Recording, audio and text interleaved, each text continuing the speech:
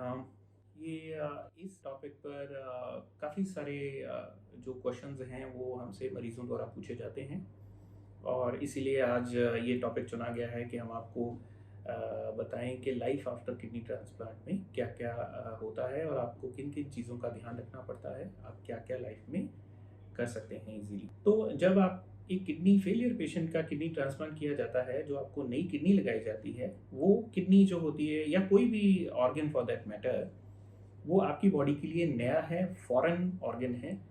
तो human body की tendency होती है किसी भी बाहरी चीज़ को बाहर निकालना या उसको रिजेक्ट करना। तो जो नई किडनी होती है वो रिजेक्ट ना हो, आपकी बॉडी उसके अगेंस्ट फाइट करके उसको रिजेक्ट ना करे।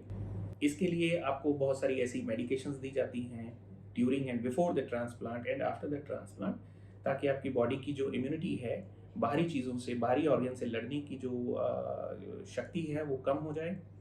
उनको हम बोलते हैं इम्यूनो सप्रेसिव ड्रग्स, जो नियरली लाइफ लॉन्ग चलती हैं।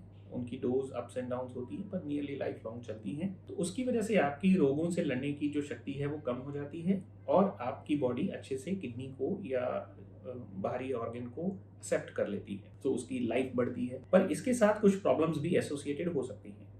इम्यूनिटी लो होने से आपकी इन्फेक्शन से लड़ने की ताकत शरीर की कम होती है, इसलिए जो पेशेंट हैं किडनी ट्रांसप्लांट वाले, वो नॉर्मल ह्यूमन बीइंग से इन्फेक्शंस को पकड़ने के लिए ज़्यादा प्रोन हो जाते हैं, उनको जल्दी इन्फेक्शंस होने के चांसेस होते हैं। जो ये रिस्क होता है इन्फेक्शंस का, वो ये देखा गया है कि पहले 3 मंथ्स टू 1 ईयर में बहुत ज़्यादा होता है, जिसके लिए हम आपको ऑलरेडी कवर करके चलते हैं।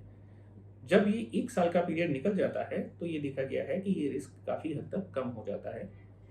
तो इसलिए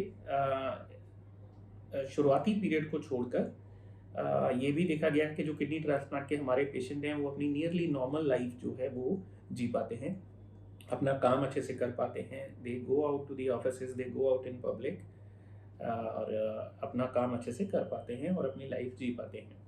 फिर भी हम उन पेशेंट्स को ये रिकमेंड करते हैं कि अगर वो पब्लिक प्लेसेस पे जा रहे हैं तो वो मास्क लगा के जाएँ, घट्टी मिट्टी वाले एरिया में नहीं जाएँ जहाँ पर इन्फेक्शंस है या घर में किसी को इन्फेक्शन है, स्पेशली रेस्पिरेटरी इन्फेक्शन हुआ है या कुछ कम्युनिकेबल डिजीज़ेज़ हैं, तो उन लोगों के कॉन्टैक्ट में ना आएँ या अवॉइड करें। और पर्सनल हाइजीन भी मेंटेन रखें, कोशिश करें कि जो उनकी पर्सनल हाइजीन की चीज़ें हैं उनको सेपरेट रखा जाए। और कुछ ख़ास तरह के जो हैं मील्स हैं, फूड्स हैं, वो उनको हम अवॉइड करने के लिए बोलते हैं।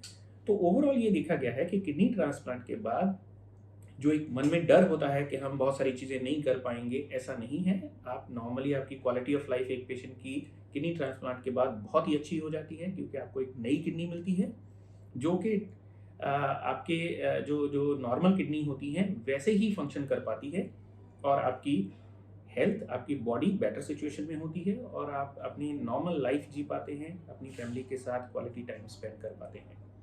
तो मेरा ये सजेशन है कि आप किडनी ट्रांसप्लांट के बारे में जो मन में डर बैठा हुआ है उसको दूर करें।